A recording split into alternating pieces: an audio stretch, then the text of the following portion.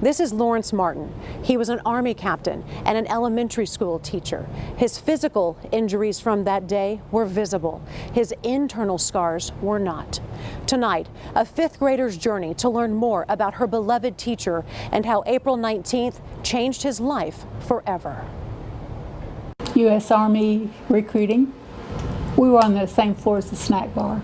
Vicki Ham worked on the 4th floor of the Murrah building in the Army recruiting office alongside Captain Lawrence Martin. If you see him across the room and he smiles at you, then you smile great big because it's almost like a connection. That's the kind of person he was. Vicki happened to be at a doctor's appointment the morning of April 19th, but she heard and felt the blast. And I looked back south, and that's when I saw the front of the Murrah building, and it was just blown away.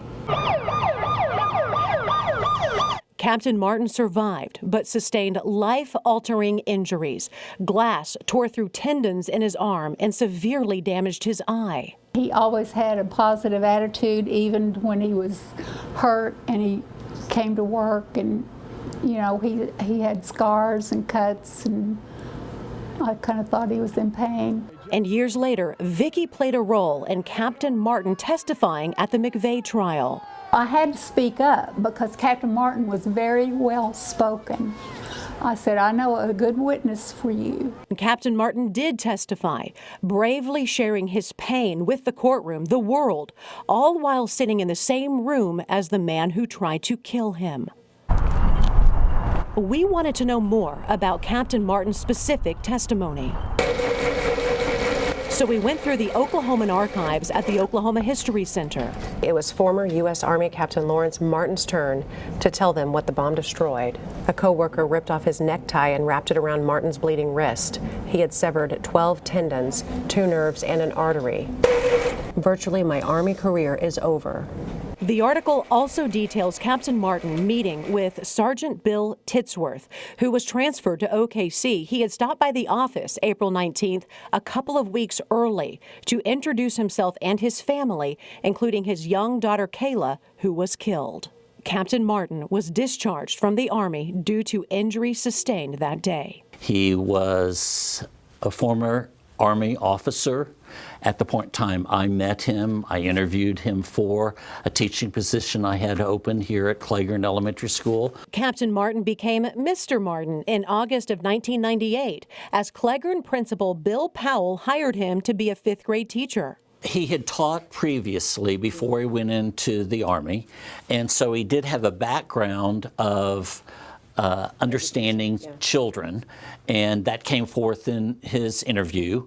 Early on, Mr. Martin created chess club for his 5th graders, including me. So this was chess club, and here he is playing with, and then yeah. There you are.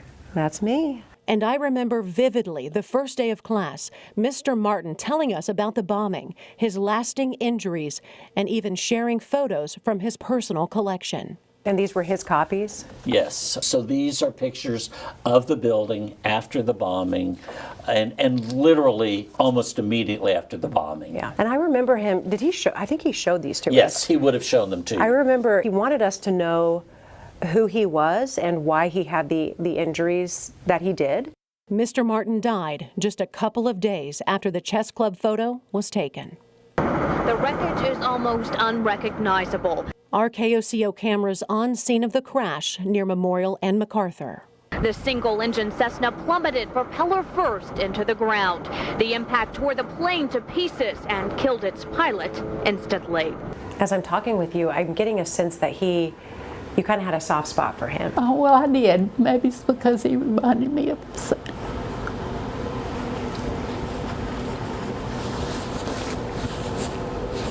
Investigators ruling the cause suicide. He seemed so happy with his life. And he seemed to have a strong desire to live. You know, I never saw anything that made me think that something like that might happen to him. Lawrence Martin, beloved 5th grade teacher, former U.S. Army captain, and OKC bombing survivor, died October 11th, 1998, at 41 years old. It's the hardest thing as a principal I ever dealt with. Do you think the bombing played a role in his death. Absolutely, because as much as he was a successful teacher, his true love was serving in the Army. And he couldn't continue because he had medical disabilities because of that. I don't know in the late 1990s that the term PTSD would be something that would have been used as prevalent as it is now. He was stressed by what had happened. In preparation for this story, I got out my 5th grade folder with items I haven't seen in 25 years. I got an A. Abby, good story, Mr. Martin. Abby, you are learning to be a real leader, Mr. Martin. And then week 9 is empty. I also reached out to my former 5th grade classmates. Josh described Mr. Martin as fun and supportive, and he feels lucky to have had him as a teacher. Emmy said Mr. Martin quickly captured our hearts and described him as patriotic. He was a gentleman and a gentleman because he truly was polite and kind and deserving of respect for what he lived through. After his death, Vicki donated Captain Martin's uniforms and his boots to the National Memorial and Museum as a reminder of those who survived that day but carried the scars forever. What did the world miss out on once he was no longer here?